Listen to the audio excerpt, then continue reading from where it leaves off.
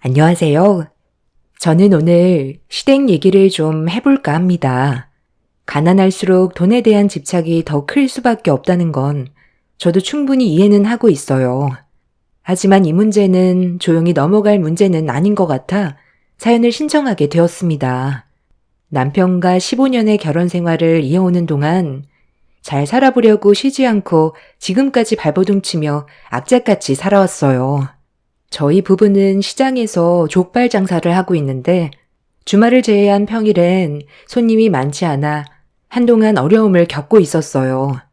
주말에만 잠깐 벌리는 돈으로 평일을 보내야 하는 상황이 반복이 되다 보니 이런 문제를 해결하지 못하면 결국 폐업의 위기에 놓일 것 같아 걱정이 많았어요. 족발집을 하기 전에 다른 장사도 몇 번 했었지만 좋은 결과는 얻지 못했던 상황이라 이번 족발집이 마지막이라 생각하고 남편과 함께 모든 걸 쏟아 부었죠. 족발이라는 게 접근성도 좋고 많은 사람이 술안주로도 선호하는 음식이라 열심히 노력만 하면 잘 될 줄 알았습니다. 하지만 간절한 마음과 다르게 현실은 냉혹했고 또다시 폐업 위기에 놓이게 될 만큼 안 좋은 상황을 겪고 있을 때 남편이 저에게 점심에도 먹을 수 있는 방법을 제시했어요. 그래서 평일 특선 같은 걸 준비해서 주말뿐만 아니라 평일에도 많은 사람들이 접할 수 있게 준비를 해봤는데 이게 생각보다 반응이 상당히 좋았습니다. 그때부터 시작된 평일 낮에만 판매하는 특선을 준비하게 되었고 점점 입소문이 퍼지게 되자 대기줄까지 생기게 되는 일이 발생되었습니다. 남편과 둘이서는 많은 손님들을 감당할 수 없어서 직원을 고용하기 시작했어요.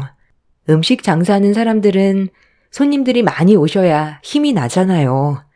주말을 제외한 평일은 항상 우울했는데 족발을 부담 없이 접할 수 있게 되자 손님들의 만족도도 높아졌고 저희 가족의 생활 또한 어느 정도 여유를 찾을 수 있었어요. 남편과 결혼 생활하면서 힘들었던 날들이 스쳐 지나가게 되면서 눈물이 앞을 가리자 남편은 그런 저에게 그동안 정말 고생 많았다며 앞으로는 행복만 있을 거라고 있는 힘껏 저를 안아주었습니다. 그런데 그동안 고생을 많이 해서 그런지 몸에서 이상 반응이 오기 시작했어요. 한 달에 한 번 오는 주기가 2주도 안 됐는데 출혈이 있길래 최근에 식당 일이 많이 바빠지면서 몸이 피로해 일시적인 반응이라고 생각하고 대수롭지 않게 넘겼어요. 하지만 좀처럼 출혈이 멈추지 않길래 느낌이 별로 좋지 않아 잠깐 시간을 내서 병원을 찾아 검사를 받았는데 자궁 근종이라는 말을 듣게 되었습니다. 입원 수술을 해야 된다는 의사의 말에 일단 남편과 상의를 해야 될 것 같아 식당으로 돌아왔어요.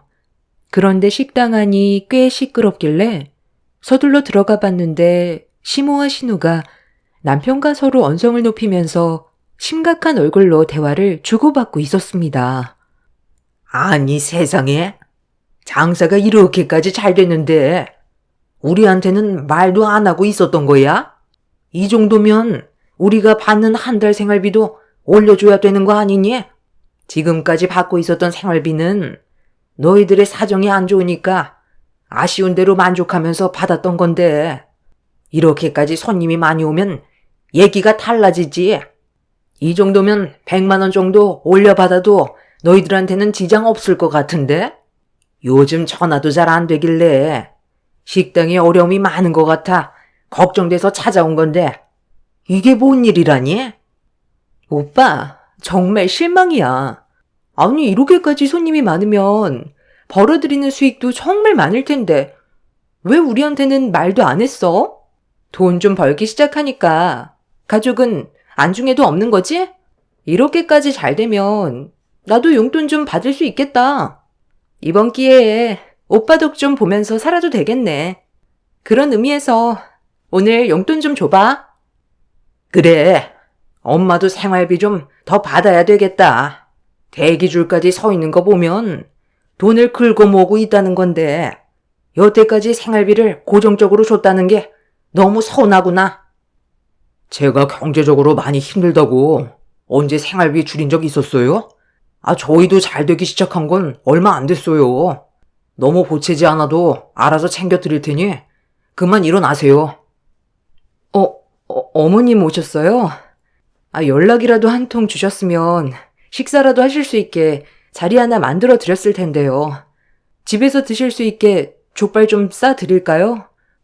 내가 지금 여기 족발 먹으러 온 줄 아니? 돈 받으러 왔다. 내 아들이 생활비 100만 원 더 올려주기로 했으니까 지금 당장 계좌로 좀 보내거라. 오빠가 저도 앞으로 용돈 주기로 했으니까 신경 좀 써서 매달 보내주세요. 그리고 이번에 결혼하고 싶은 사람이 생겨서 조만간 우리 집에 인사 오기로 했거든요. 언니 도움이 많이 필요한 거 알죠? 주말에 음식 좀 만들어주세요. 그리고 오빠, 나 결혼식 비용 오빠가 해결해 줄 수 있지? 한 번뿐인 동생 결혼인데 신경 써주는 건 당연하잖아. 우리 집안이 좋은 형편이 아니라서 그동안 결혼식을 어떻게 해야 되나 고민이 많았었는데 이렇게 좋은 기회가 찾아오게 될 줄 누가 알았겠니? 너희들이 잘 되니 앞으로 우리 가족의 생활도 많이 윤택해지겠지. 가족들한테는 돈 아끼면 안 되는 거 알고 있지? 그런데 너 표정이 왜 그러니? 내가 돈 달라는 게 싫은 거야? 저희 가족의 삶이 매번 힘들었던 건 시댁으로 들어가는 생활비 때문이었어요. 시부가 몇 년 전에 일을 하시다가 허리를 크게 다치신 적이 있으셨는데 그때부터 경제적으로 어려움을 겪게 되자 저희가 시댁의 생활비를 충당하게 되었습니다. 거기에 더해 신우는 만년백수에 하는 것도 없이 맨날 집에서 놀고 먹기만 하다가 남편이 한번 난리를 친 적이 있었는데 그때부터 일자리를 알아봐 일을 다니긴 했지만 워낙 백수 생활을 오래 해서 그런지 얼마 버티지 못하고 다시 백수로 돌아와 버렸네요. 이러다 보니 저희 속이 얼마나 답답하겠어요. 힘든 생활 신우라도 도와주면 숨통이라도 트일 텐데 본인만 생각하는 그런 행동들이 마음에 들지가 않았습니다. 그러다 보니 저희 식당에 와서 한창 바쁠 때 돈을 요구하니 당연히 표정은 안 좋을 수밖에 없었어요. 고생은 저희만 하는데 두 모녀는 조금도 도와줄 생각은 안 하고 돈 타령만 하고 있으니 화가 날 수밖에 없었습니다. 거기에 더해 제 몸까지 별로 좋지 않다 보니 두 모녀에게 불만이 터져 나왔어요. 제 표정이 안 좋은 건 다 이유가 있으니 그러지 않겠어요? 손님이 많다는 건 그만큼 바쁘고 힘들다는 건데 일손이 부족한 거 뻔히 보이면서 도와주지는 않고 돈부터 달라고 얘기하면 누가 기분 좋아하겠어요. 지금까지 저희가 생활비 드리는 게 당연하다고 생각하시는 것 같은데 어머님이 편하게 쓰시는 그 돈이 저희 피와 살을 깎아서 드리는 거라는 거 잊지 마세요. 원하는 걸 얻으려면 서빙 좀 도와주세요. 아가씨도 용돈 받고 싶으면 상 좀 치우고 주방에서 설거지 좀 도와줘. 뭐라고? 지금 나보고 서빙을 도와달라는 거야? 내가 여기 서빙하러 온 줄 아니? 장사 좀 잘 되고 돈이 들어오기 시작하니까 시애미가 우습게 보이는 거지? 엄마, 언니가 방금 나한테 한 말 똑똑히 들었지? 아니, 나보고 주방에서 설거지를 하래. 내가 지금까지 살아오면서 설거지 한 번 한 적이 없었는데 어떻게 저런 험한 일을 시킬 수가 있어? 용돈 그거 얼마나 된다고 설거지까지 하래? 고작 용돈 몇 푼 주면서 온갖 생색은 다 내네. 더러워서 안 받는다. 나도 아가씨한테 용돈 줄 생각 조금도 없었고 어머님 생활비 올려드릴 생각은 아예 하지도 않았어요. 저희가 ATM 기계도 아니고 손 내밀면 돈이 자동으로 생기는 줄 아세요? 지금 이 사람 병원 다녀오는 길이라 많이 예민하니까 그만 들어가세요. 너도 제발 정신 좀 차려. 가진 것도 없으면서 무슨 결혼을 하겠다는 거야?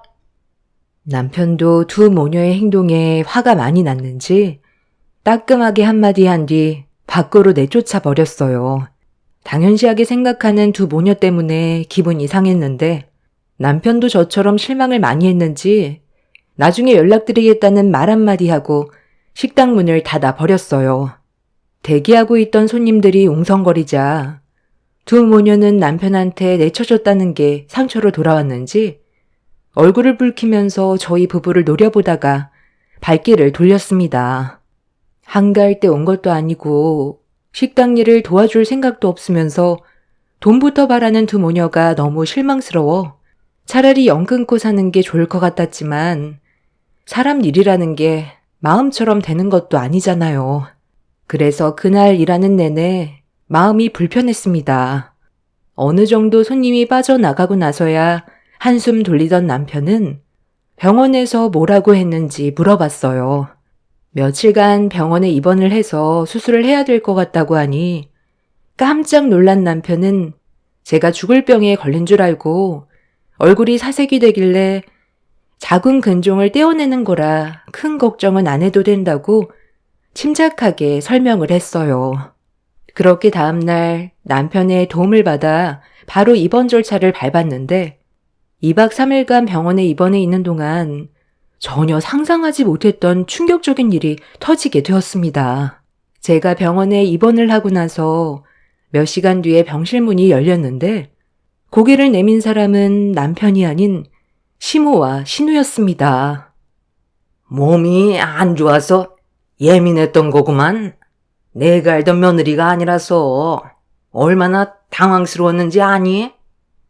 자궁근종이라면서 근종이 6cm나 됐으면 몸에도 이상 증세가 꽤 있었을 텐데 입원할 때까지 모르고 있었던 거야? 어제 내가 좀 심한 것 같아서 잠깐 얘기 좀 하려고 식당에 들렀다가 네가 입원했다는 말을 듣고 깜짝 놀랐었다. 다행히 수술하면 괜찮아진다고 하길래 우리가 그동안 너한테 신경을 못 써준 것 같아 나도 좀 미안한 마음이 들어서 옆에 있어주기로 했으니까 필요한 거 있으면 말만 해라. 내가 아무리 ton동거렸지만 양심이 있는데 몸이 안 좋은 너를 두고 어떻게 모른 척 할 수가 있겠니? 부담 줄 생각 없고 편하게 생각하거라. 언니가 여기서 무너지면 우리 오빠가 앞으로 더 힘들어질 거 아니야. 그래서 돈 때문에 온 거 절대 아니니까 오해하지 말고 불편한 거 있으면 저한테 얘기해요.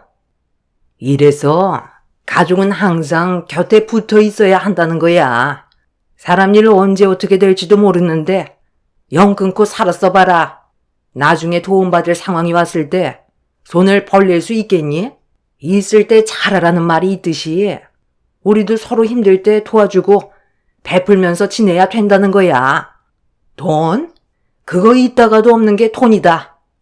내가 어제 오죽했으면 그런 말 했겠어? 너희 시아버지가 한 걸음 떼는 것조차 힘들 정도로 몸 상태가 안 좋아졌을 때 내 마음이 얼마나 안 좋았겠니? 거기에 더해 생활비까지 타서 쓰는 내가 너한테 눈치까지 보고 있으니 우울증까지 오는데 이런 내 마음 누가 알아주겠어? 너희들은 먹고 살기 바쁘지. 얘는 자기 일 하느라 엄마인 나는 신경조차 쓰지 않는데 숨이 막히고 왜 이렇게까지 살아야 하는지 모르겠더라. 그래서 기분 전환 좀 해야 될 것 같아. 여행 한번 가려고 너한테 생활비 좀 올려달라고 했던 거야. 그냥 여행 좀 가게 돈 달라고 하면 너희들 사정 뻔히 아는데 지갑이 열리겠니? 생활비 좀 올려달라고 말을 하면 그래도 허튼 곳에 쓰는 돈이 아니니까 선뜻 지갑이 열릴 줄 알았지. 그런데 내 생각과 다른 방향으로 흘러가다 보니 많이 당황스러웠고 말투가 매끄럽지 않았던 것 같다. 좀 늦었지만 이 점에 대해선 나도 미안하게 생각한다. 그래서 너랑 좋은 관계로 만들어가기 위해 온 것뿐이니까 부담 가지지 말고 필요한 거 있으면 말만 해라. 갑자기 찾아와서 돈이 목적이 아닌 저와의 관계를 회복하기 위해 온 거라는 말을 하는데 별로 신뢰가 가지 않았어요. 제가 15년을 시댁 며느리로 살아왔는데 두 모녀의 성격을 모르는 건 말도 안 되는 거였죠. 이미 머릿속에는 저한테 돈을 어떻게 뜯어낼지 그 생각밖에 없어 보였습니다. 머리 굴리는 소리가 제 귀에 들릴 정도로 두 모녀의 행동은 가시 끝판왕이었고 저는 두 모녀의 목적이 무엇인지 확실하게 알기 전까지는 지켜만 보기로 했어요. 딱히 간호받을 정도로 심각한 것도 아니라서 혼자 있고 싶다고 하자 두 모녀는 제 말이 끝나기가 무섭게 기다렸다는 듯이 다음날 다시 오겠다며 자리에서 일어나 병실 밖으로 나가버렸습니다. 서로 좋은 관계도 아니라 옆에 있는 게 더 불편해서 돌려보낸 뒤 잠깐 화장실에 들리려고 저도 병실 밖으로 나왔는데 집으로 돌아간 줄 알았던 두 모녀가 안내 데스크에 서서 굳은 얼굴 표정으로 진지한 대화를 주고받고 있길래 그 대화 내용이 궁금해 최대한 들키지 않고 조심스럽게 가까이 다가갔어요.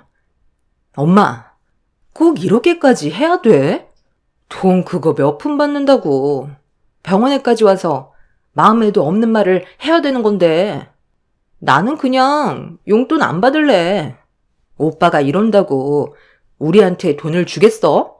알아서 수술 잘 받겠지. 언니도 우리가 가식적으로 구는 거 전부 다 알고 있을걸? 그동안 엄마랑 내가 했던 행동이 있는데 바보 아닌 이상 그걸 모르겠어? 과거에 뭘 했던 그게 뭐가 중요해. 지금부터 잘하면 되는 거야. 내 아들이 여기 오라고 한 이유가 뭐겠어? 며느리 잘 챙겨주면 앞으로 돈 좀 올려주겠다는 거잖아. 너는 눈치가 없니? 지금 당장을 생각하지 말고 앞으로의 미래를 봐야지. 쟤들 지금 돈을 긁어모으고 있는 중인데 주는 대로만 받을 거야? 수술 끝날 때까지 며느리한테 좋은 기억 심어주면 가만히 있어도 돈이 들어올 텐데 이번 하는 2박 3일 그거 못 참아서 굴러 들어오는 돈을 걷어차면 그게 얼마나 미련한 짓이냐? 아까 식당에 갔을 때 오빠가 언니 몸이 안 좋아서 입원 중이고 수술 받아야 한다고 했을 때 암인 줄 알았다니까? 한편으로는 암에 걸렸으면 훨씬 좋았을 걸이라는 생각도 했었어. 엄마도 솔직히 좀 기대했었지? 언니가 없어야 우리가 오빠 부리기 편한데 달라는 대로 줄 거잖아. 애들 돌봐준다는 핑계로 돈 달라고 하면 안 주겠어? 나는 그런 걸 상상했었는데 지금 상황이 많이 아쉽네. 그래도 이번에 옆에서 챙겨주는 척하면 떨어지는 건 좀 있겠지. 진짜 하기 싫어 죽겠지만 내 결혼식을 위해 참는다. 엄마는 병원에 더 있을 거야? 나는 남자친구 만나러 갈 거니까 오늘은 엄마가 신경 좀 써줘요. 그럼 나 먼저 가볼게. 두 모녀의 말을 들었을 때 어느 정도 예상했던 상황이라 별로 놀라지는 않았지만 돈 때문에 어쩔 수 없이 병실에 찾아와 걱정해주는 척 했다는 말을 들었을 때 역시나 하고 헛웃음밖에 안 나오더군요. 그냥 아예 무시하는 게 답인 것 같아 병실로 돌아왔는데 시모가 다시 고개를 내밀며 조심스럽게 들어와 저에게 말을 붙였습니다. 집으로 돌아가려 했는데 네가 몸이 좋지 않다 보니 발이 떨어지지가 않아서 좀 더 옆에서 시간 좀 보내주려고 다시 왔다. 아무래도 요즘 갑자기 식당 일이 바빠지면서 몸이 확 안 좋아진 것 같구나. 사돈분들은 알고 계시고 너무 멀리 계셔서 올라오시는데 힘들진 않겠어? 저희 부모님께는 말씀 안 드렸어요. 잠깐 수술하면 끝인데 굳이 남해에서 서울까지 올라오시게 하고 싶지 않아서요. 저 혼자 있어도 되니까 그만 들어가 보세요. 아버님도 보살펴 드려야 하잖아요. 그이가 오늘 일 좀 일찍 마무리하고 오기로 했어요. 제가 지금 많이 피곤해서 좀 누워야 할 것 같아요. 그래. 피곤하면 누워야지. 내 아들이 일찍 온다고 했으니 그럼 먼저 일어나 보마. 그런데 말이야. 혹시 내 아들 오면 말 좀 잘해줄 수 있겠니? 왜 그거 있잖아. 어제 얘기하다 마른 거. 요즘 식당 일도 잘 됐는데 생활비 좀 올려주라고 네가 살살 구슬려서 좋게 얘기 좀 해줘봐. 경수가 또 네 말은 잘 듣잖니? 네가 내 아들한테 얘기 좀 잘하면 100만 원 정도는 쉽게 올릴 수 있을 것 같은데. 그건 좀 힘들어요. 어제 말씀드렸지만 저희도 식당 일이 잘 된 지 얼마 되지 않아서 아직까지 돈에 여유가 있는 건 아니라서요. 그래. 나도 잘 알지. 그런데 내일이 네가 시애미한테 생활비 주는 날인 거 알지? 이왕 맞춰주는 거 좋게 해주면 서로 좋으니까 내가 솔직하게 얘기하는 거다. 지금 드리는 돈도 저희가 무리해서 맞춰드리는 거라 더는 힘들어요. 더 이상 자꾸 바라시면 지금 용돈도 그냥 끊어버릴 거예요. 그러니 더는 요구 마세요. 시모는 제가 말은 그렇게 해도 남편한테 말을 잘해줄 거라고 믿고 있겠다면서 억지 웃음을 보이며 몸조리 잘하고 있으라며 가식적인 얼굴로 저를 걱정해준 뒤 집으로 돌아갔습니다. 그 사람한테 아무 말도 하고 싶지 않았어요. 일을 마치고 병실로 들어온 남편은 별일 없었냐고 물어보길래 아무 일도 없었다고 일단 얘기했어요. 두 모녀가 했던 말들을 남편한테 얘기해서 상황을 악화시키고 싶지 않았습니다. 제 선에서 해결하기 전에 시모의 생활비 문제로 남편의 의견을 물어봤어요. 남편은 지금 주는 생활비도 충분하다면서 금전적으로 여유가 생겨도 그 이상을 맞춰주지 않을 거라며 확실하게 의사 표현을 했어요. 오히려 생활비를 더 줄이려고 생각 중이라는 말까지 나올 정도로 남편은 시모에게 실망을 많이 한 눈치였어요. 남편은 그래도 일을 더 크게 만들지 않고 참고 있는 건 제가 입원을 했고 시모의 도움이 필요할지도 몰라 고정적으로 나가는 생활비에 대해선 건들지 않는 것뿐이라고 시모에 대한 불만을 표출했습니다. 그리고 신우의 용돈은 아예 줄 생각도 없어 보였어요. 사지 멀쩡한데 용돈을 쥐어주면 버릇 나빠진다면서 본인이 벌어 생활하게 놔둬야 한다고 일절 어떠한 도움도 주지 않을 거라고 확실하게 못을 박았습니다. 결혼식 문제 또한 도와줄 생각이 전혀 없었어요. 곰곰이 생각하던 남편은 그날은 특별히 기존의 시모에게 주던 생활비에서 추가적으로 50만 원을 더 얹어주라고 했어요. 시부가 병원에 가야 하고 한의원에서 약도 지어야 해서 약값은 따로 챙겨줬습니다. 남편은 시모에게는 항상 불만이 많았지만 시부는 항상 걱정을 했어요. 저희 부부가 어려웠을 때 정말 많이 도와주셨거든요. 그래서 남편 또한 몸이 안 좋아지신 시부를 위해 금전적으로 도와주기 위해 그동안 없는 형편에서도 노력을 많이 했던 거였어요. 그래서 남편의 말대로 생활비에 50만 원을 더 얹어서 250만 원을 다음날 시모 계좌로 넣어줬어요. 시모가 그날도 병원에 오기로 했었기 때문에 50만 원에 대해서 설명해 드릴 생각이었죠. 그렇게 저는 작은 근종 절제술 수술을 하기 위해 수술복으로 갈아입은 뒤 수술을 하기 위해 기다리고 있었는데 갑자기 시모가 병실 문을 박차며 무서운 얼굴로 저에게 걸어왔어요. 그리고 뒤이어 신우 또한 얼굴을 붉히면서 시모의 뒤를 따라 들어오길래 어떤 상황인지 전혀 알지 못해서 시모에게 무슨 일이 생겼냐고 물어보는 순간 제가 입고 있던 수술복을 사정없이 찢어버리더니 병실이 떠나갈 정도로 목소리를 높이며 흥분을 가라앉히지 못하고 있었습니다. 그리고 시모의 입에서 나온 한마디에 저 또한 화가 치밀어 올랐어요. 너 지금 이거 뭐야? 생활비를 왜 250만 원 보내준 거야? 내가 어제 충분히 좋게 얘기했을 텐데 50만 원은 어디 간 거니?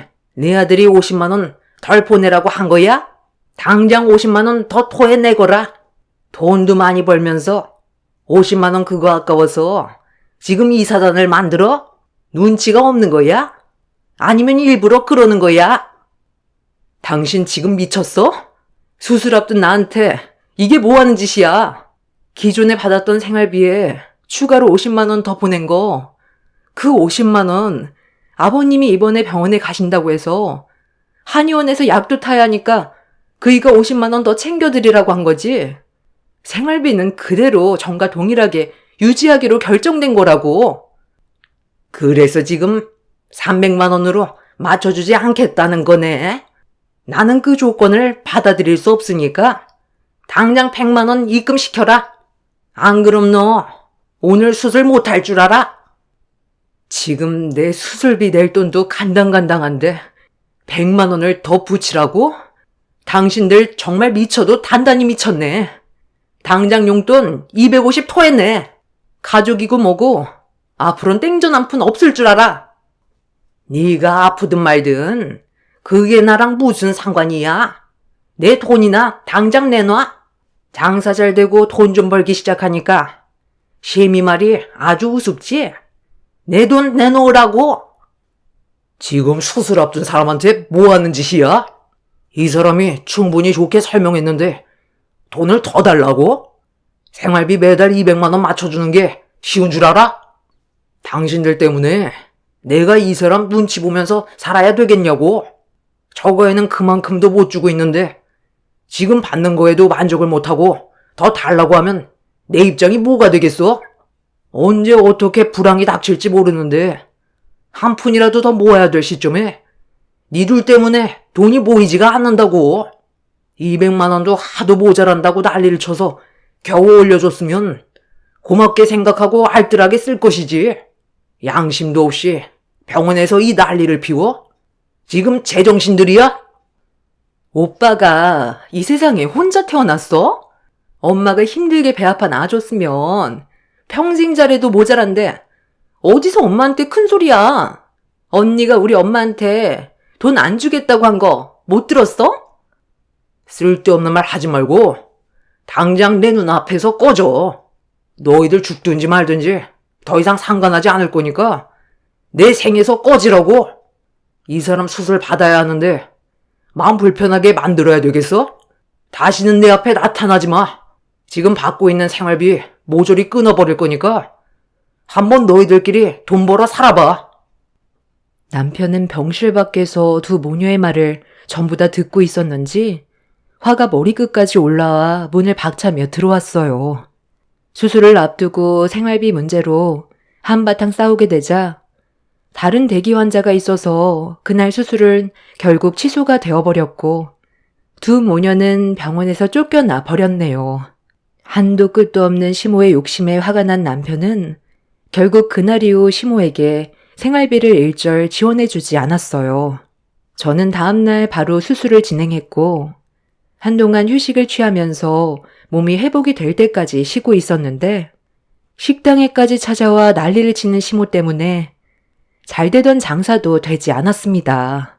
남편은 결국 영업방해죄로 경찰서에 바로 신고를 넣었고 그 뒤로 식당에 아예 출입을 못하도록 접근금지 신청도 해버렸어요. 그 뒤로 연락할 수 있는 모든 수단 전체를 바꿔버렸어요. 그리고 지금 현재 새로운 지역에서 족발 2호점을 내서 관리 중에 있습니다.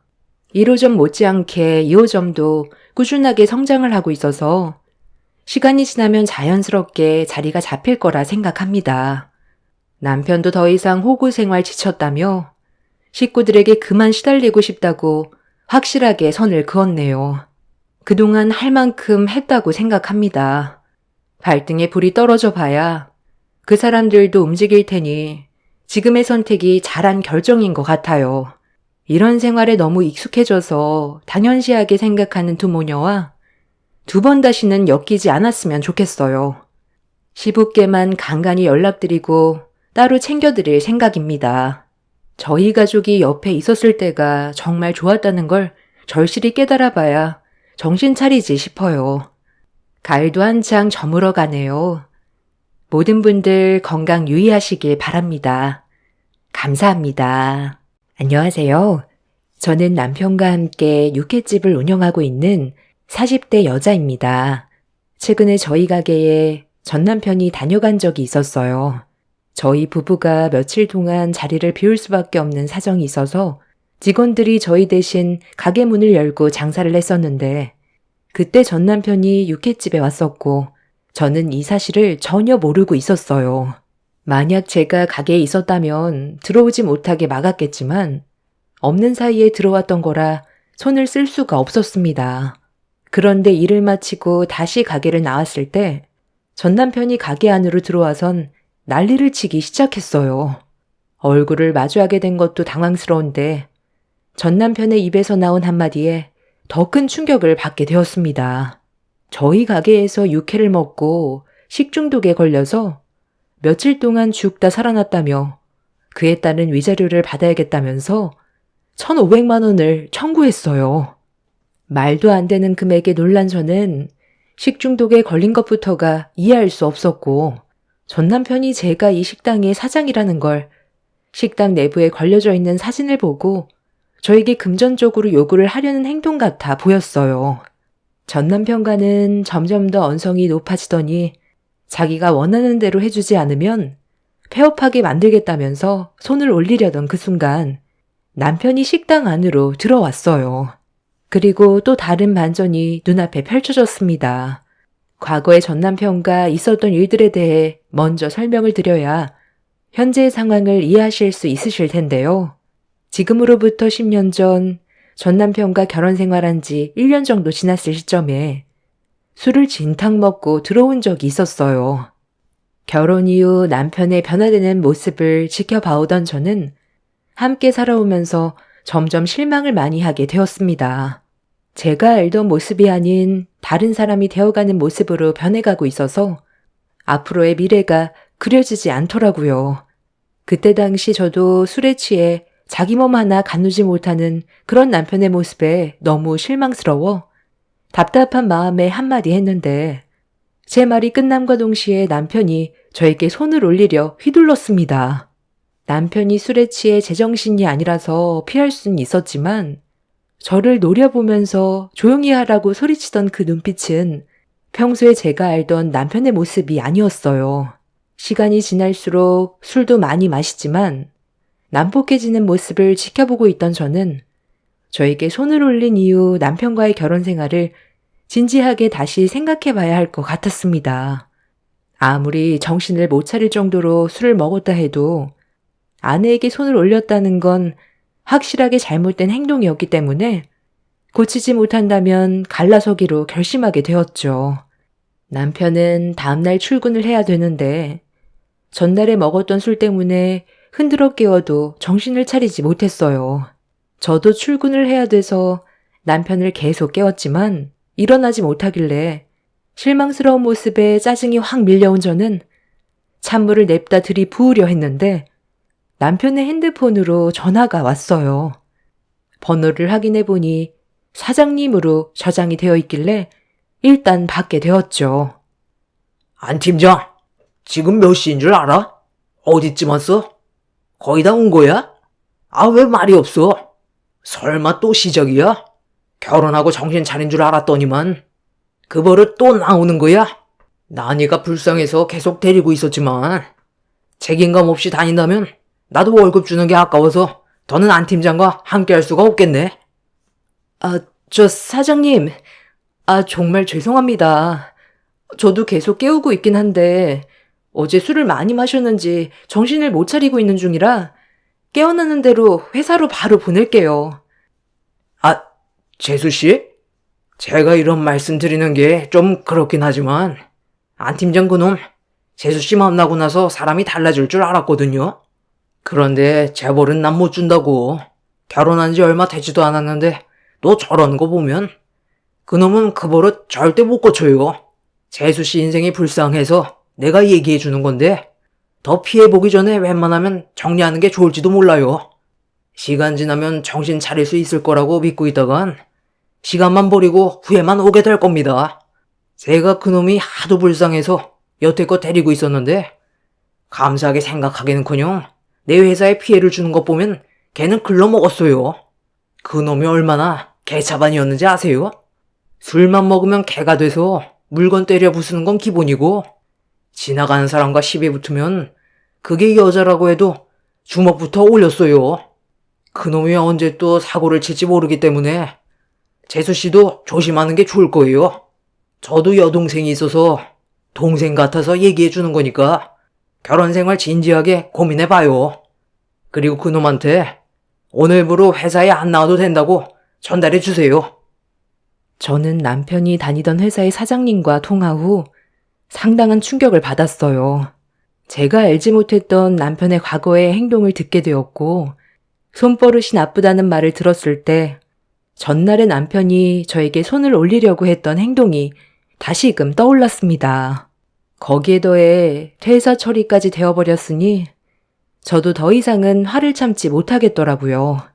그래서 좀 전에 부으려 했던 찬물을 남편의 얼굴을 향해 냅다 뿌려버렸고, 찬물을 뒤집어 쓰게 되자 화들짝 놀라 벌떡 일어나더니 저에게 욕을 하며 화를 냈어요. 회사 출근 안 할 거야? 언제까지 퍼질러 자고 있을 건데. 자기 몸 하나 가누지 못할 정도로 술에 취해서 회사에까지 피해를 주는 당신의 행동이 얼마나 실망스러웠으면 사장님이 전화하셔서 더는 못 봐주겠다고 퇴사 처리까지 하겠다는 말이 나오겠어. 그리고 술을 먹어도 곱게 먹어야지. 나한테 손까지 올리려 했던 거 기억 안 나? 나 방금 사장님과 통화하면서 당신이 나랑 결혼하기 전에 어떤 삶을 살아왔고 술 먹으면 어떻게 되는지 전부 다 들었거든? 다른 건 몰라도 여자한테 손을 올리려는 건 우리 관계에도 심각하게 고민해볼 문제야. 어제 나한테 손을 올렸던 게 우연이 아니었던 거지? 안 그래? 나도 어제 친구들과 오래간만에 만나서 대화 좀 하다 보니까 술을 좀 과하게 먹긴 했는데 앞으로는 이런 일 없을 거야. 1년간 같이 지내왔으니까 당신이 더 잘 알 거 아니야. 나도 변화되는 모습 보여주려고 정말 많이 노력하고 있는 중이야. 어제 잠깐 실수가 있긴 했지만 그전에는 실수한 적 없었잖아. 사장님한테는 내가 가서 얘기 좀 잘해볼게. 그래도 내가 그 회사에 다닌 지 벌써 7년이나 됐는데 쉽게 퇴사 처리하진 못할 거야. 서둘러 준비해서 나갈게. 사장님이 그럴 필요 없다고 그랬어. 더 이상 봐줄 수 없대. 당신이 일하던 자리 이미 다른 사람이 앉아있나 봐. 그리고 나도 당신에 대해 다시 생각해봐야 되겠어. 아침부터 정말 이럴 거야? 내가 앞으로 잘한다고 하잖아. 이 사장은 내가 이러는 거 한두 번 본 것도 아니면서 오늘따라 왜 이렇게 예민하게 구는 거야? 남편은 회사 일부터 급하게 정리하고 오겠다면서 저녁에 다시 대화하자며 대충 옷을 갈아입은 뒤 서둘러 집을 나섰어요. 저도 그제야 출근을 할 수 있었지만 남편의 모습에 실망을 많이 했던 저는 앞으로의 미래에 대해 고민이 되었어요. 그렇게 힘든 하루의 시간을 끝내고 다시 집으로 돌아왔는데 퇴근하고 들어와야 될 시간이 한참 지났는데도 집에 들어오지 않더라고요. 전화도 해봤지만 받지 않길래 그때부터 또다시 불안해지기 시작했고 늦은 새벽 시간이 되어서야 들어온 남편은 또다시 저에게 실망을 안겨주었습니다. 아침에 심각하게 대화를 했으면 반성이라도 하는 모습을 보여주는 게 맞는 건데 정신을 차리지 못할 정도로 또다시 술을 마시고 들어왔길래 더 이상 믿고 살아갈 수 없다는 걸 확실하게 알 수 있었습니다. 그런데 그날 엄청난 사건이 터지게 되었고 남편은 경찰 조사를 받아야만 했어요. 잘한 것도 하나도 없는 놈이 저를 보자마자 아침에 있었던 일들이 떠올랐는지 저에게 삿대질을 해댔습니다. 너, 내가 어느 정도 맞춰주고 사니까 내가 아주 우스워 보이지? 내가 술 마시는 것까지 눈치를 봐야 돼? 오늘 무슨 일이 있었는지 알아? 내가 회사에 찾아가 사장님한테 좋게 해결하자고 부탁했는데 내 말을 끝까지 안 들어주더라고. 7년을 밑에서 개같이 일해줬는데 술 좀 먹고 늦은 거 가지고 나를 내치고 그 자리에 다른 직원을 앉혀? 이런 상황에 내가 지금 술을 안 먹고 제정신으로 있겠냐고.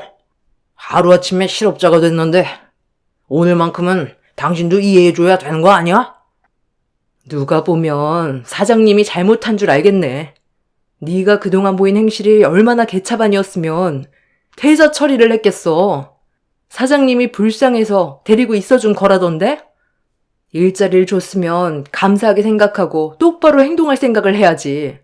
잘난 것도 없는 주제에 뭐라도 되는 것 마냥 얘기하더니 아주 꼴 좋다. 어차피 나도 너랑은 더 이상 같이 살고 싶지도 않아.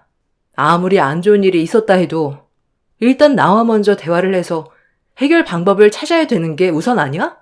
네가 잘못해서 이런 일이 벌어졌으면 정신 차리고 오늘 일을 계기로 앞으로는 이런 실수가 없게끔 행동해야 되는 게 맞는 거 아니냐고. 새벽 4시가 다 되어서 들어온 당신이 너무 실망스럽고 앞으로 함께 살아가야 하는 미래가 그려지지도 않아. 그냥 앞이 캄캄한 암흑 같아. 이렇게 살 바엔 차라리 혼자 사는 게 낫지. 우리 여기까지만 해. 네가 뭔데 그런 결정을 내려? 내가 이혼하고 싶다고 그랬어? 오늘 같은 날은 이해해달라고 했는데 너 지금 내 말 무시하냐? 눈 돌아버리는 거 보고 싶어? 왜? 술도 먹었고 기분도 안 좋은데 내가 심기를 불편하게 만들어서 화가 많이 났어? 그래서 뭐 어떻게 할 건데? 어제처럼 내 얼굴에 또다시 손을 올리려고? 남편은 제 말이 끝나자마자 눈에 보이는 물건들은 죄다 주워들어 조금의 망설임도 없이 저에게 집어 던져버렸어요. 남편의 돌발 행동에 당황해서 급하게 방으로 들어와 문을 잠갔는데 남편은 더욱더 난리를 쳤어요. 망치로 문을 때려 부순 뒤 방으로 들어오려 하길래 경찰서에 신고해서 도와달라고 요청을 했습니다. 그리고 그 사이 남편이 방문을 부수고 들어와 절대로 해선 안 될 행동을 저질렀고 경찰이 왔을 땐 이미 늦어버린 상태였습니다. 정신을 차리고 깨어나 보니 병원에 있더라고요. 희미하게 눈을 떴는데 양가 부모님의 대화 소리가 귀에 들렸고 제가 왜 병원에 누워있는지 알 수가 있었습니다. 지금 제 딸을 보고도 그런 말이 나와요? 아니 얼마나 세게 우려쳤으면 정신을 잃어서 병원까지 왔겠어요. 잘못을 했으면 처벌은 당연히 받아야죠. 제 아들에게 대충 들어보니까 며느리도 잘한 게 없더구먼요. 잘 다니고 있던 회사에서 대사 처리가 되니까 그게 마음 아파서 술 좀 마신 거 가지고 엄청 닥달했었다는데요. 그런 성격의 며느리였으면 애초에 결혼식도 올리지 않았을 겁니다. 내 아들이 힘들어하는 걸 봤으면 일단 위로부터 해줘야 되는 게 맞는 건데 그 전에 행실이 안 좋아서 회사에서 잘린 거라는 둥 마음을 후벼 파는 그런 말들을 하니까 기분이 안 좋은 건 당연한 거죠. 저는 맞을 짓을 했다고 보이는데요. 내 딸을 데려가기로 했으면 그만큼 책임지는 행동을 보여야 되는데 술 퍼먹고 저주경으로 만들어 놓은 게 당연하다고 생각하는 거예요? 이 사람들 안 되겠구만. 양가 부모님의 목소리가 점점 높아지더니 결국 머리채까지 잡고 싸우게 되는 일까지 생겨버리게 되자 저에게 해를 가한 그놈을 절대로 선처해주고 싶지가 않았어요. 정신을 차린 뒤 그만하라고 힘겹게 목소리를 냈는데 이런 저를 바라보던 시모가 아무렇지도 않은 것 같은데 대충 합의하고 끝내자면서 엄마를 뿌리치고 저에게 다가왔어요. 예, 너한테도 아예 잘못이 없는 건 아니잖아. 내 아들한테 상처되는 말을 했으니까 지금 그 꼴을 당한 건데 왜 내 아들이 처벌을 받아야 하는 거니? 괜히 일 키우지 말고 최대한 좋게 합의 보고 끝내는 걸로 하자.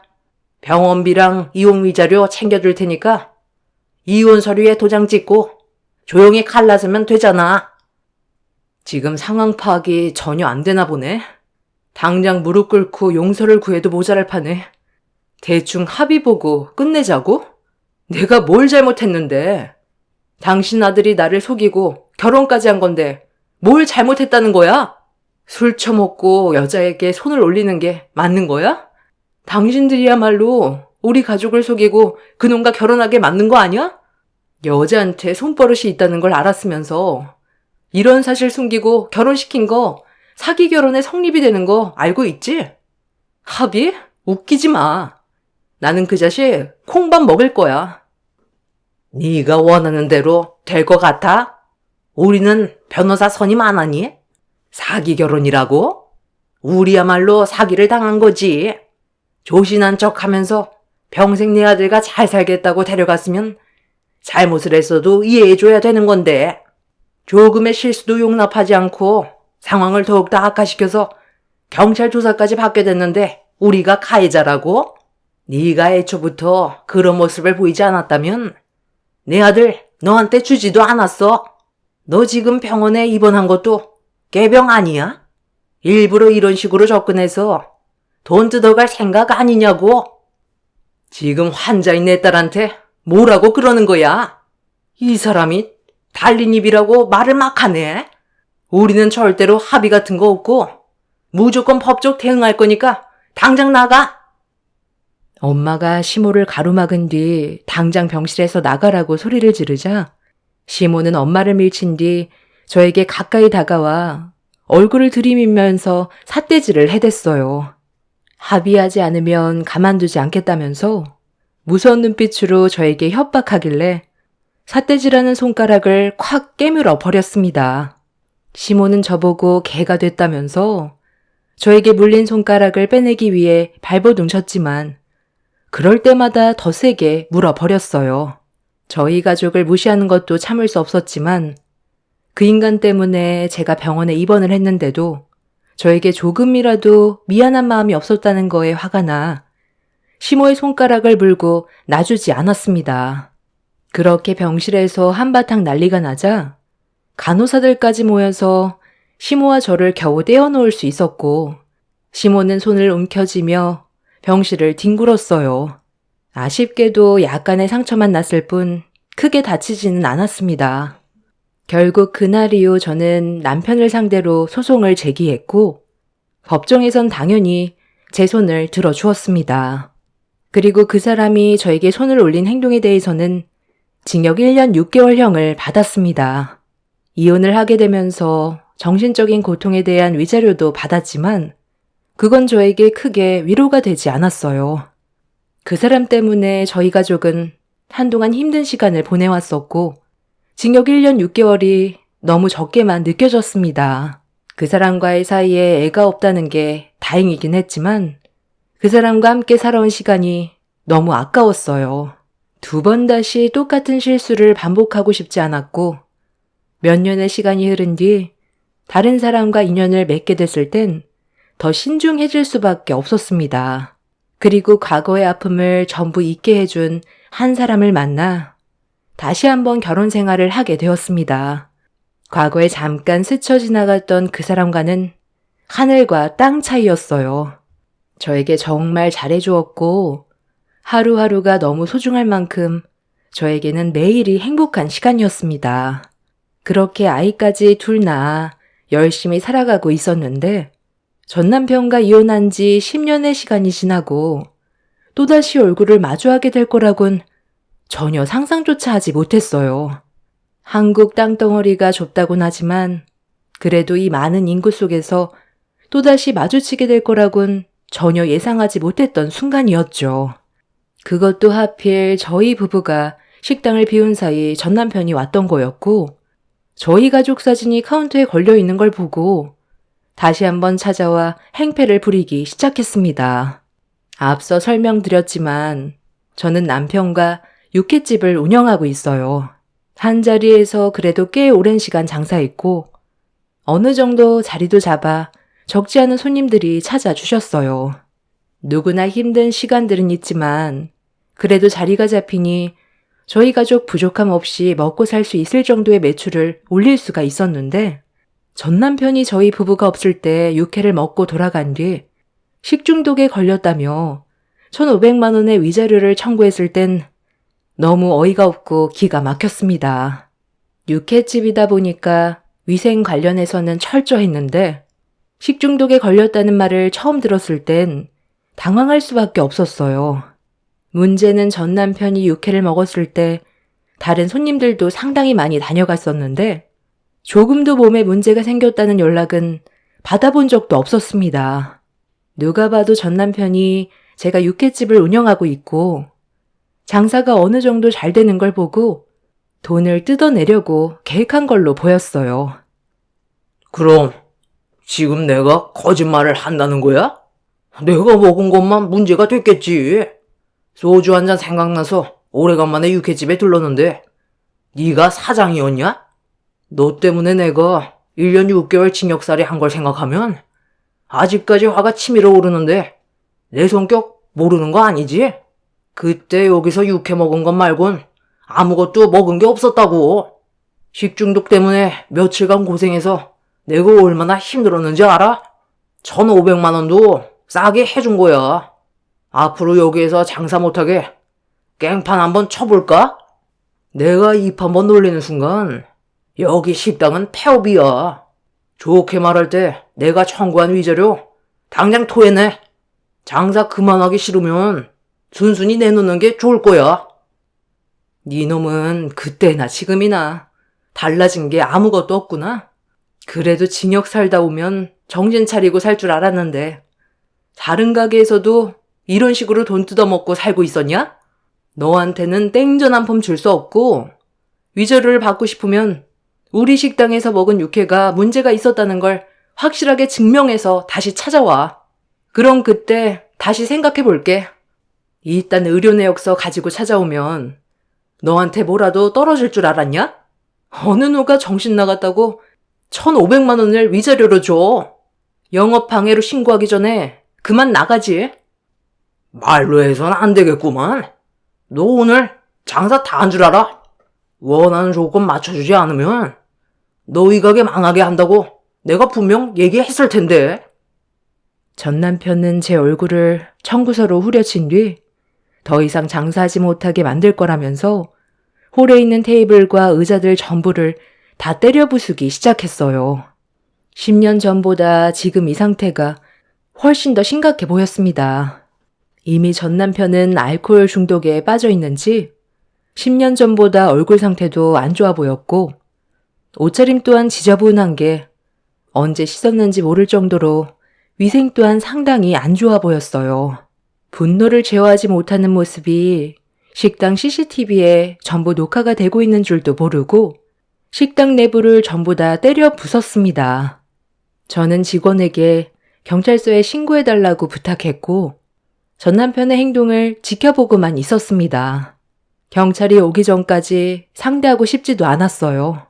그렇게 혼자서 한참 동안 난리를 치던 전 남편은 거칠게 숨을 고르면서 저를 노려보고 있는데 식당 안으로 들어온 남편이 전 남편과 얼굴을 마주했는데 난장판이 되어버린 식당을 한번 훑어보더니 전 남편에게 달려가 조금의 망설임도 없이 주먹을 날렸습니다. 나 기억 안 나냐? 얘 봐라. 나를 완전히 잊어버린 것 같네. 8년 전에 그 일을 나는 지금도 잊지 못하는데 너는 나를 잊어버리면 안 되지. 내 눈 똑바로 봐봐. 야, 나는 아직까지 너 이름도 기억하고 있어. 안상태. 내가 처음 오픈한 가게에 와서 결국 폐업까지 하게 만든 개 같은 놈. 내가 그런 적이 있었나? 나는 오늘 그쪽을 처음 보는데 나 때문에 폐업이 되거나 장사가 안 된 식당들이 한두 개가 아니라서 나는 네가 누군지 모르겠다. 네가 그때 내 식당에서 밥 먹고 간 뒤로 식중독에 걸렸다며 위자료 청구했었잖아. 나는 그때도 네가 거짓말을 하고 있다는 걸 알고 있었지만 좋게 넘어가려 했었어. 병원에서 식중독에 걸렸다는 진단서를 떼오라고 했는데도 행설수설하면서 무조건 돈부터 요구하길래 그냥 내쫓아버렸는데 그날이 있고 난 이후 내 식당에서 밥을 먹으면 식중독에 걸린다는 소문이 퍼졌고 동네 카페에까지 안 좋게 소문이 퍼지면서 내 식당엔 위기가 찾아와 거짓 소문이라고 해명글까지 올리며 노력을 했지만 한번 생긴 불씨는 결국 폐업까지 가게 만들었어. 나는 그때 우리 가게에서 음식을 먹고 복통 유발되었다는 진단서에 적혀있는 이름 석자 안상태를 지금까지 기억하고 있었는데 너는 내 인생을 망쳐놓고 잊어버리고 살고 있었냐? 너 오늘 잘 걸렸다. 남편의 과거에 대해 그날 처음 들었는데 전 남편과 지금 현재 남편이 과거에 문제가 있었다는 걸 알게 됐을 땐 저 또한 상당히 큰 충격으로 다가왔었어요. 두 사람이 서로 몸싸움을 벌이던 사이 경찰들이 들어와 겨우 중재를 시켰고 전 남편이 저희 가게로 찾아와 행패 부린 거에 대해선 법으로 진행을 했어요. 전 남편에 대해 경찰 조사를 하면서 알게 된 건 저희 식당 말고도 다른 식당에서도 비슷한 사건으로 피해를 보게 된 사람들이 꽤 많았었고, 이런 사실을 알게 된 남편은 피해봤던 식당 사장님들을 한데 모아 집단 소송을 진행했습니다. 전 남편에게 받은 피해에 대해 손해배상 청구를 하는 게 아닌 두 번 다시 사회에 발도 들이지 말아야 한다면서 합의는 아예 생각조차 하지 않았습니다. 집단 소송을 받게 된 전 남편은 징역살이는 하고 싶지 않았는지 다음부터는 정신 차리고 똑바로 된 인생을 살아가겠다고 반성하는 모습을 보여줬지만 그것 또한 가식인 걸 저는 알고 있었습니다. 남편과 다른 사장님들 또한 조금의 선처도 없이 합의는 하지 않았고 결국 전 남편은 이 문제로 2년 동안 징역살이를 다시 하게 되었네요. 법적 소송을 진행하면서 알게 된 건 전 시부는 현재 요양원에서 보살핌을 받고 계시고 전 시모는 암으로 돌아가셨다는 걸 들을 수 있었습니다. 그리고 지금까지 전 남편은 제대로 된 직장도 없이 일당직으로 건설 현장을 전전하면서 하루살이 인생을 살아가고 있었다는 것도 알 수 있었네요. 만약 제가 이 사람과 결혼 생활을 계속 유지했더라면 저 또한 지금의 행복을 누리지 못하고 있었을 겁니다. 사람을 잘못 만나면 한순간에 인생을 종친다더니 그 말이 맞는 것 같아요. 다시 한번 징역을 살고 나온다 해도 그놈이 10년 전이나 지금이나 달라질 건 없겠지만 그래도 다음에 나올 땐 정신 좀 차렸으면 좋겠어요. 인생에 하나뿐인 배필을 만들 땐 신중하게 결정하시길 바랍니다. 한 번의 잘못된 선택이 남은 인생을 무너뜨리게 할 수 있다는 걸 제 사연을 통해 많은 분들이 느끼셨으면 좋겠습니다.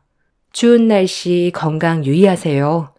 제 사연 들어주셔서 감사합니다. 안녕하세요. 자식은 눈에 넣어도 아프지 않다는 말이 있지만 저는 반대로 자식 때문에 피눈물까지 쏟아버린 뼈아픈 경험을 하게 되었습니다.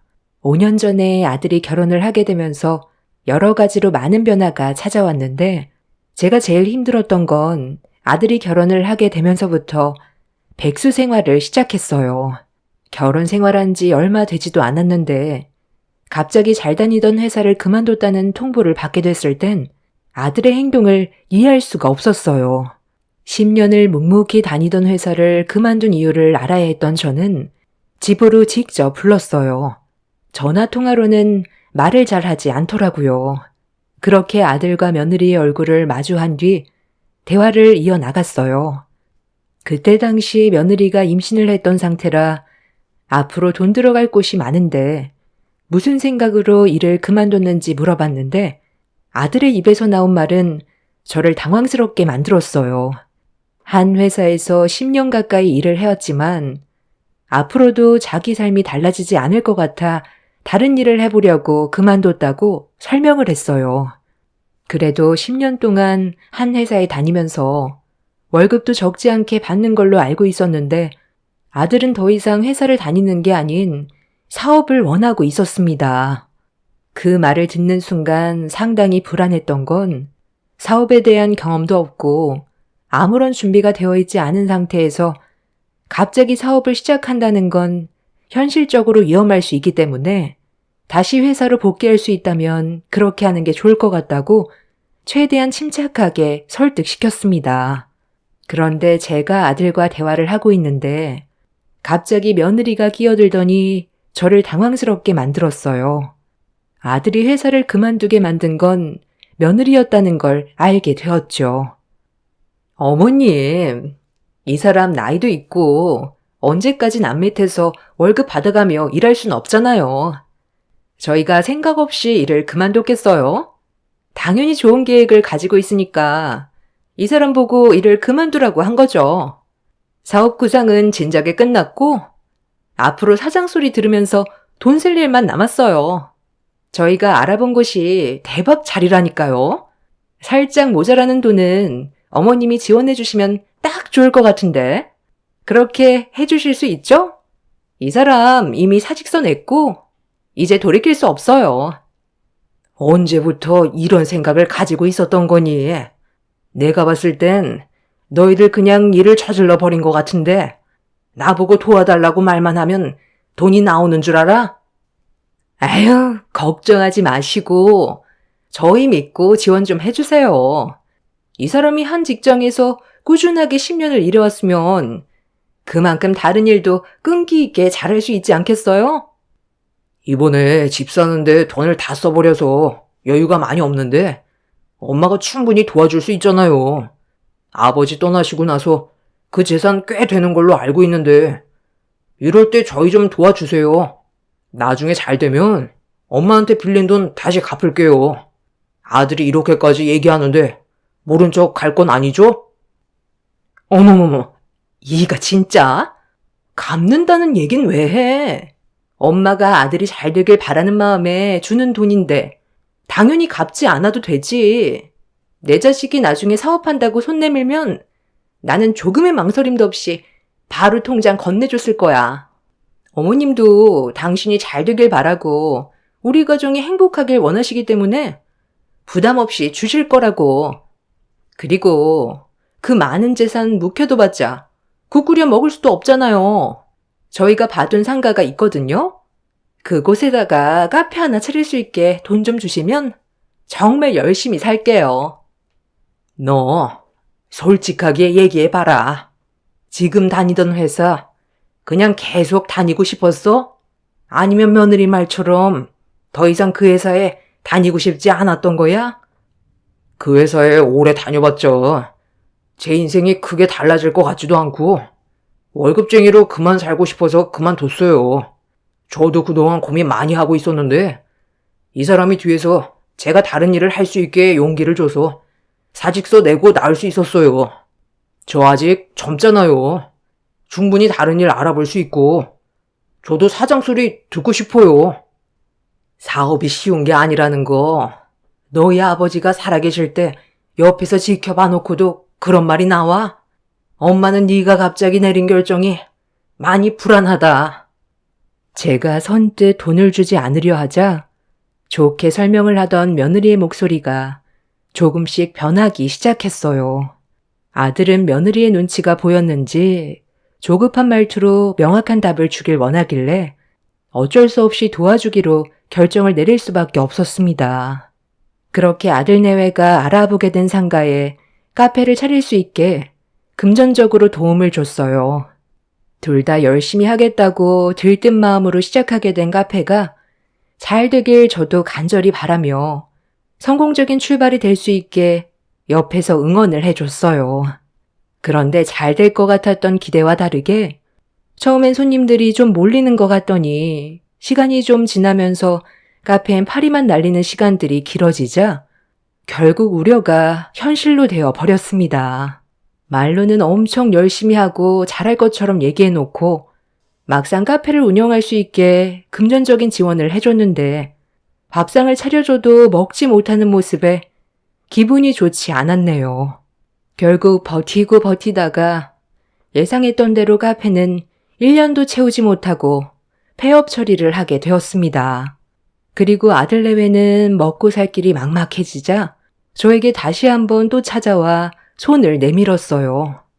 당연히 거절을 했고 이 문제로 아들과 언성을 높이게 되는 상황까지 와버렸네요. 아, 제 말이 맞다니까요.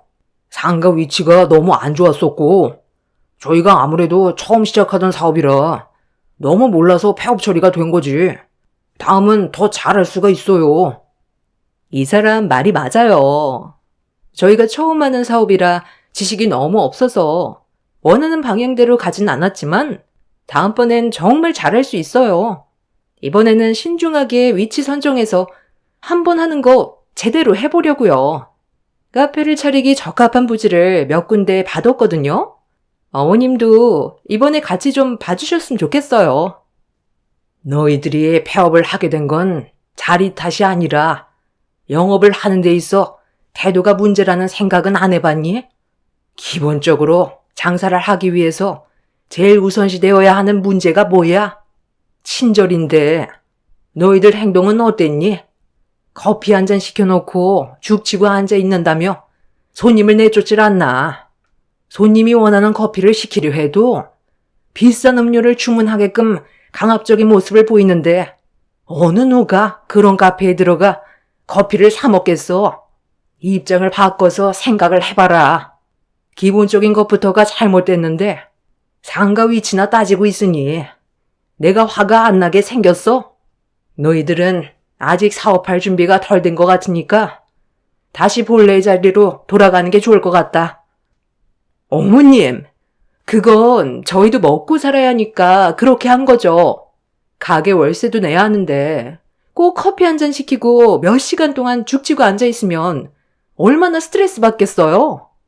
그리고 카페에 오는 손님들마다 아메리카노만 시키면 어떻게 가게 운영을 할 수가 있어요? 다른 것도 추천을 해준 것 뿐이라고요. 엄마 말뜻이 무슨 말인지 못 알아듣는 거니? 그런 걸로 뭐라고 그런 거야? 너희들 태도가 문제라고 몇 번이나 얘기해. 손님들한테 웃으면서 대화하면 좀 좋아. 장사가 안 됐는데 어떻게 웃음이 나올 수가 있어요? 만삭이라 서 있는 것도 힘들고 숨쉬기에도 버거운데 그런 것까지 해야 되는 거예요? 장사라는 게 그래서 힘든 거다. 남의 돈 벌어먹는 게 쉬운 줄 알아? 너희들이 원하는 대로 모든 게 이루어지면 이 세상 사람들 전부 부자게? 나는 지원해줄 생각 없다. 다시 한번 사업을 하고 싶으면 기본부터 가서 배우고 와라. 그리고 확실하게 모든 게 준비됐을 때 너희 스스로 대출을 받던 알아서 해결해. 엄마는 더 이상 지원 못 해준다. 엄마, 정말 이럴 거예요? 저보고 다시 남 밑으로 들어가서 일을 하라고요? 이미 사장 소리를 들으면서 일을 했었기 때문에 남 밑에선 절대 못한다고요. 어머님, 정말 너무하세요. 사업에 성공한 사람들도 몇 번의 실패 끝에 정상에 올라설 수 있는 거라고요. 무작정 안 된다고 하지만 말고 한 번 더 기회 좀 주세요. 그런 사람들은 너희들보다 100배, 1000배 간절했고 성공을 위해 쉬지 않고 연구하면서 끊임없이 노력한 사람들이야. 너희들과 생각하는 것 자체가 다른데 다시 시작한다고 달라지는 게 있을 줄 알아? 내 눈에 흙이 들어와도 절대 안 되니까 그만들 돌아가라. 원하는 내 대답은 여기까지다. 아들 내외는 제가 다시 한번 도와줄 거라 생각했는지 당연시하게 요구하고 있었어요. 절대로 안 된다고 하자 거품을 물면서 저를 잡아먹을 듯이 화를 내며 도와달라고 강요를 하길래 더는 대화조차 하고 싶지 않아 먼저 자리에서 일어나 방으로 들어와 버렸어요. 아들은 곧 태어날 손주도 생각해야 하지 않냐면서 길거리에 나앉게 만들 거냐고 방문을 강하게 두드렸지만 아무 말도 하지 않았어요. 그렇게 한참 동안 방문을 두드리던 아들은 제가 고집을 꺾지 않으려 하자 결국 집으로 돌아가 버렸네요. 저도 아들이 사업에 실패를 했을 때 마음이 아팠지만 그렇다고 실패하는 족족 금전적으로 도와준다면 나중엔 당연시하게 생각하고 또 요구하게 될 거라는 걸 알기 때문에 마음을 강하게 먹을 수밖에 없었습니다. 제가 원하는 대로 아들이 사업에 대한 기본적인 지식이 쌓일 때까지는 금전적인 지원은 절대로 해주지 않았어요.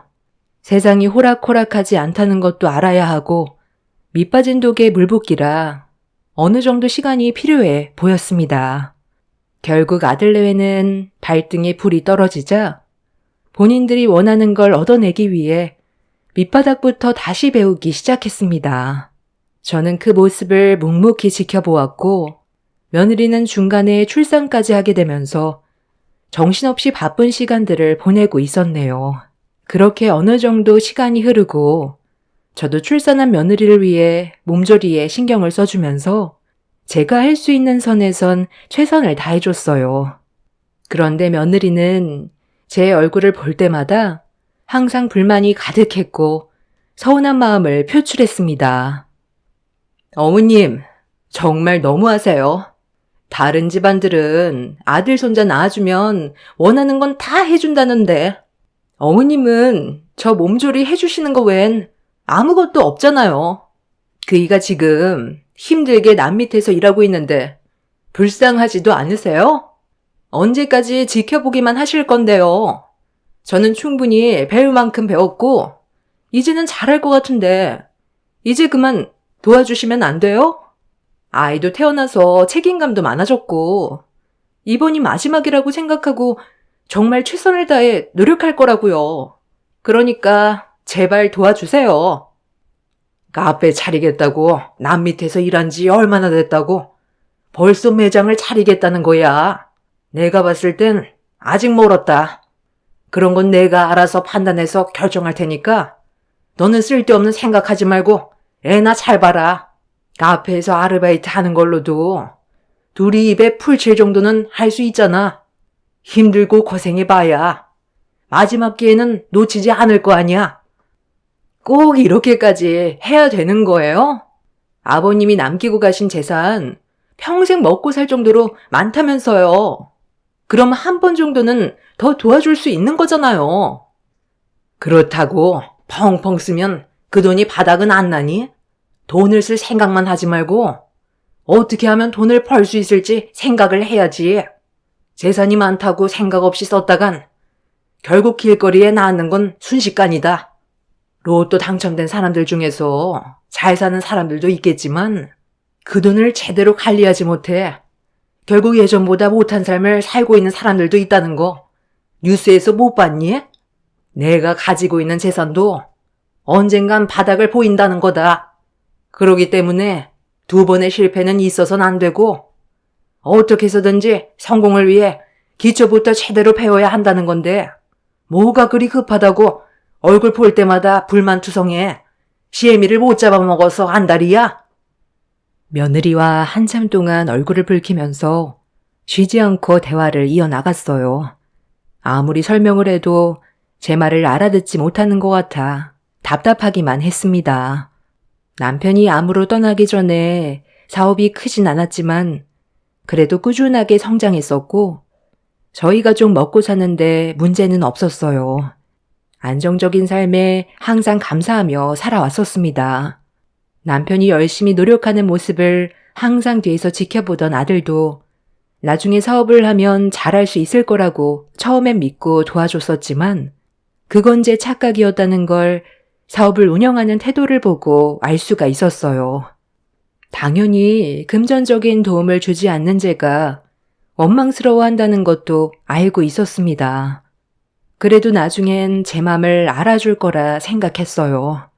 저 또한 이런 상황들이 힘들어도 힘든 시간들 참아내가며 때가 될 때까지 묵묵히 기다려 주었네요. 그렇게 2년의 시간이 흐르는 동안 아들 내외는 어느 정도 현실을 받아들이고 현재의 위치에서 묵묵히 일해오며 열심히 살아가는 모습을 보여줬어요. 저도 그런 모습을 지켜봐오면서 조금씩 마음의 문이 열렸고 사업을 운영하는 데 있어서 기본적인 자질을 조금씩 갖춰 나가는 것 같아 아들의 사업을 도와주기로 결정을 내리게 되었어요. 일이라는 게 배워도 끝이 없고 시간이 지나도 태도를 고쳐먹지 않으면 그 사업은 망할 거라는 걸 알기 때문에 저 또한 오랜 시간 고민을 할 수밖에 없었어요. 그렇게 아들 내외와 다시 한번 사업에 대해 대화를 나눴는데 이번에는 사업에 대한 규모가 상당했어요. 뭐라고? 아니, 상가 하나 임대해서 카페를 운영한다는 게 아니라 아예 카페 하나를 네가 올리겠다고? 만약에 일이 잘못되면 리스크가 상당히 크다는 거 모르니? 요즘 트렌드가 그래요. 일반 카페로 운영해선 돈 못 번다니까요. 그만큼 저희도 투자를 해야 확실하게 돈을 벌 수 있어요. 저도 그때 한번 실패하고 나서 지금까지 많은 고민을 해왔고 두 번은 실패하고 싶지 않아요. 그래서 확실하게 사업을 이끌어갈 수 있는 방법에 대해 설명드린 거예요. 그렇게 해주세요. 제가 설명드린 부지에 카페 건물 올리면 멀리에서도 사람들이 찾아올 거고 그 지역의 관광 상품으로 자리를 잡을 수 있을 만큼 좋은 위치예요. 투자할 돈이 부담스럽겠지만 그래도 한 번 할 때 확실하게 해야 되지 않겠어요? 엄마한테 무리가 될 수 있다는 거 저도 잘 알아요. 하지만 2번의 실패는 절대로 없을 거예요. 요즘 트렌드가 공원처럼 꾸며놓던가 아니면 카페 건물을 올릴 때 여성들이 사진을 많이 찍을 수 있게 실내를 이쁘게 꾸며놔서 사람들의 관심을 끌 수 있게 만드는 게 요즘 카페 운영 방식이에요. 이것만큼 확실한 방법도 없어요. 큰돈이 들어가는 만큼 저희도 이번이 마지막이라고 생각하고 있어요. 저희 부모님한테도 도와달라고 하고 싶지만 저희 부모님 버는 돈보다 빚 때문에 갚아야 되는 돈이 훨씬 많아 입에 풀칠하기도 힘든 거 어머님도 아시잖아요. 엄마, 이제 이 집도 그만 처분하는 게 좋지 않겠어요? 아버지도 없는데 굳이 이렇게 큰 집에서 혼자 살 필요 없잖아요. 혼자 살 수 있는 적당한 집으로 이사하고 이 집은 이제 처분하세요. 제가 알아본 카페 부지가 500평 정도 되거든요. 그거 매입해서 카페 올리고 이것저것 장비까지 구매해서 직원들 뽑으면 수십억은 들 테니 여유 자금이 많은 게 좋지 않겠어요? 그러니 이 집도 처분해서 저희가 안정적으로 카페를 운영할 수 있게 도와주세요. 그렇게 해줄 거죠? 제 생각과 아들내외의 생각은 하늘과 땅 차이였어요. 저는 상가 임대 하나 받아서 다시 시작할 줄 알았는데 아들내외는 이미 다른 계획을 가지고 있었습니다. 아들은 예전과 다르게 본인이 직접 조사해온 카페들을 보여주면서 매출이 얼마 정도 되고 하루에 몰리는 손님 또한 상당하다는 걸 계속해서 어필을 했어요. 엄마인 저로서 아들을 믿지 못하는 건 아니었지만 불안한 건 어쩔 수 없었습니다. 그렇게 한참 동안 고민하고 아들내외의 설득 끝에 결국 다시 한번 믿어보기로 했어요. 자식이 원하는 삶을 살아갈 수 있게 꿈을 펼치도록 엄마인 제가 아들을 위해서 큰 결정을 내리게 되었습니다. 결국 내 재산과 집을 팔아 500평 규모의 카페를 차려주게 되었고 온 가족의 인생이 걸려있을 정도로 저희 가족에겐 마지막 결정이었습니다. 이번에 잘못되면 다들 길거리에 앉을 정도로 경제적으로 상황이 안 좋아지게 되는 거였죠. 그렇게 아들이 머릿속에 그려놓은 카페를 만들어 가게 되었고 오픈 결과 처음에는 많은 손님들이 몰려 들어왔어요. 자리가 없을 정도로 미어 터졌고 성공적인 결과를 얻어낼 수가 있었습니다.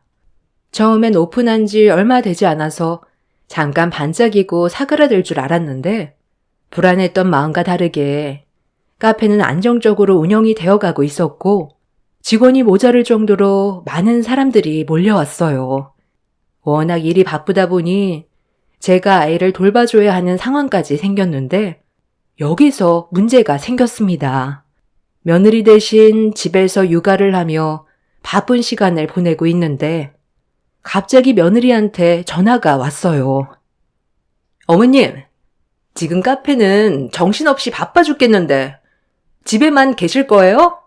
애 보는 건 카페 와서도 할 수 있는 거잖아요. 당장 애 들쳐매고 카페로 서둘러 와주세요. 아니, 카페에 사람이 얼마나 많은데 거기에서 애를 어떻게 돌보니? 괜히 감기라도 걸리면 어쩌려고 그래? 그리고 지금 내가 한가한 줄 알아?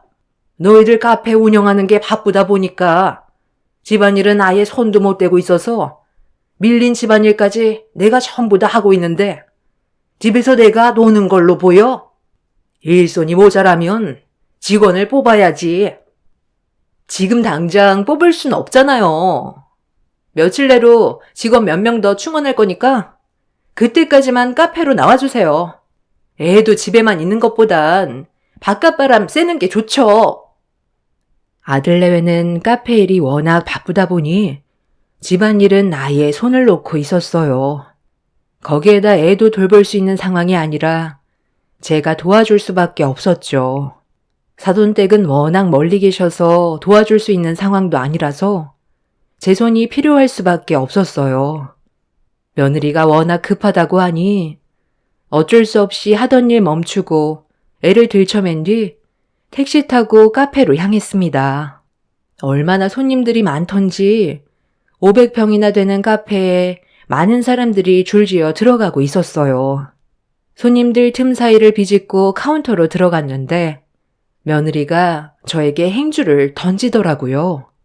그리곤 지저분해진 테이블 좀 닦으라고 시켰는데 오는데 고생했다는 말 한마디 없이 눈길조차 주지 않았습니다. 기분이 썩 좋은 건 아니었지만 워낙 바빠서 그런 거라고 이해하고 넘어가려 했어요. 그렇게 애를 들쳐맨 뒤 땀 흘리며 더러워진 테이블을 닦았고 허리가 아파서 잠깐 숨 좀 돌리고 있었는데 목이 타서 며느리한테 음료 한 잔만 달라고 부탁했어요. 그런데 계산을 하던 며느리의 입에서 막말이 튀어나왔습니다. 테이블 다 닦았어요? 제대로 닦은 거 맞아요? 아니, 기본적으로 물은 가져왔어야죠. 많이 바쁜 거 알면서 하필 지금 음료를 달라고 해야 돼요? 아, 바쁘니까 저기 정수기 있으니까 물이나 좀 드세요. 그리고 바닥에 떨어진 빵 조가리 같은 거 손님들 발에 묻잖아요. 테이블만 닦으라고 했다고 하나만 한 거예요? 딱 봐서 지저분해 보이는 거 있으면 알아서 좀 치우셔야죠. 재수없게 어딜 기어 들어와서 음료를 달라고 그래? 애 지금 울고 있잖아요. 나가서 애 좀 달래요. 당신이 우리 엄마 불렀어? 아, 내가 뭐라고 그랬어? 방해만 된다고 했잖아. 한창 바쁜 시간대 초치지 말고 눈치껏 좀 행동하세요. 저희 바쁜 거 안 보여요? 너희들 지금 나한테 방금 뭐라고 그랬니? 내가 집까지 팔아서 500평 카페 차려줬더니 음료 하나 먹겠다는 말이 그렇게 재수없게 들렸어? 내가 여기 지금 오고 싶어서 온 것도 아니고 나도 집안일에 애까지 보는데도 네가 불러서 어쩔 수 없이 하던 일 멈추고 왔으면 고맙다는 말을 못할 망정 장사집 와서 초친다고? 재수없다고? 너희들이 요즘 카페가 잘 되니까 간이 배 밖으로 나왔구나. 오늘 장사 말아먹고 싶지 않으면 방금 한 말 당장 수습해라. 아니, 제가 틀린 말 한 것도 아니잖아요. 생각을 좀 해보세요. 바쁘게 주문받는 거 안 보여요? 이런 상황에 음료 달라고 하면 제가 기분이 좋겠어요? 아, 엄마가 잘못했으면서 왜 우리한테 탓을 돌리는 건데요? 장사 초치는 행동 한 거 맞잖아요. 아, 카페 하나 차려준 거 가지고 엄청 생색냈네. 음료 하나 주문 넣는 게 그렇게 힘든 거였니? 내 전 재산을 털어서 카페 차리게 해줬고 허리도 안 좋은데 애 들쳐매고 땀 흘리면서 100개 가까이 되는 테이블 전부 다 닦았는데 나를 이런 식으로 대? 너희들 지금 뭔가 상당히 착각하고 있는 것 같은데 이 카페 아직 너희들 명의로 되어 있지 않다는 거 몰라? 아니 뭔 소리예요? 이 카페 저희 명의로 되어 있거든요? 이 사람이 저한테 그렇게 얘기했어요. 아, 걸리적거리니까 그만 방해하고 할 일 끝났으면 밖에서 애나 봐요. 제가 필요하면 다시 전화할 테니까 동네 한 바퀴 돌고 계세요. 놓친 애들 보면 꼭 저렇게 눈치가 없어.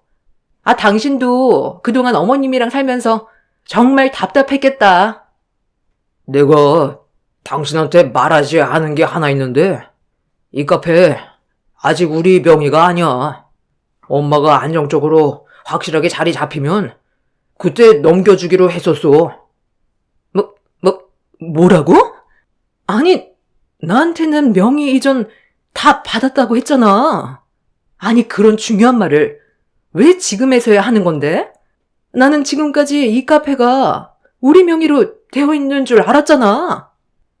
어차피 시간 지나면 내 명의로 되는 건 당연하니까 굳이 명의 이전은 나중에 될 거라는 말을 했다가 얼굴 붉히게 되는 일 생길까봐 일단 카페부터 차려야 할 것 같아. 엄마의 말대로 명의 이전은 나중에 받고 카페 건물만 올리게 된 거야. 나도 바쁘니까 깜빡하고 있었는데 일단 상황 수습부터 해야 되겠는데? 개념 없는 며느리의 막말에 저는 평생 지워지지 않을 상처를 받아버렸어요. 며느리는 아들에게 뒤늦게 명의가 이전되지 않았다는 말에 사색이 얼굴로 저에게 용서를 구했지만 이미 상황을 뒤집기에는 며느리와 아들의 행동이 실망스러웠고 받아줄 마음도 없었습니다. 사태가 커지게 되자 며느리는 불안했는지 저를 조용한 곳으로 데리고 와서 진심으로 용서를 구했어요. 하지만 그런 이중적인 모습이 너무 실망스러웠던 저는 아들네를 카페에서 내쫓아 버렸습니다. 한창 장사를 하다가 갑자기 밖으로 내쳐지게 되자 사람들이 웅성거리기 시작했고 아들네는 당황해선 저와 좋게 풀어가려 했지만 이미 마음의 문이 닫혀 버렸습니다. 카페가 좀 잘 된다고 저를 무시했던 그런 행동들이 시간이 지나면 더 심해질 거라는 걸 저는 확신하고 있었어요.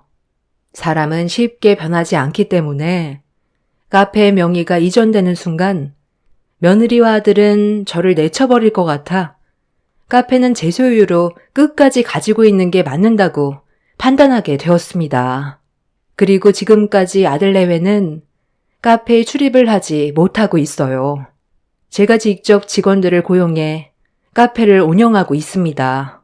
시간이 지날수록 카페는 입소문이 나서 점점 잘 되고 있는데 그런 모습을 지켜볼 수밖에 없는 아들 내외는 지금 속이 타들어가고 있는 중일 거예요. 그때 너무 큰 상처를 받아서 일절 도와주지 않고 금전적인 도움도 주지 않고 있습니다. 아들은 일단 먹고 살기 위해 다시 일자리를 구해 일을 하고 있긴 하지만 그 자리가 아들의 위치인 것 같습니다. 그리고 이 문제로 사돈댁에서도 전화가 왔지만 제가 며느리의 잘못된 행동에 대해 확실하게 짚고 넘어가니 아무 말도 하지 못하더라고요. 언제까지 제가 카페를 잡고 있을지 모르겠지만 아들내외는 분명 자기 잘못에 대한 후회보다 제가 이런 결정을 내렸다는 거에 분노만 한가득 차올랐을 것 같습니다. 더는 믿고 싶지도 않고 남은 인생 그냥 저 혼자 속 편하게 누리면서 살까 생각 중입니다. 다른 노년분들도 자식들에게 휘둘리지 말고 자신의 위치를 반드시 찾으시길 바랍니다. 제 사연 들어주셔서 감사합니다.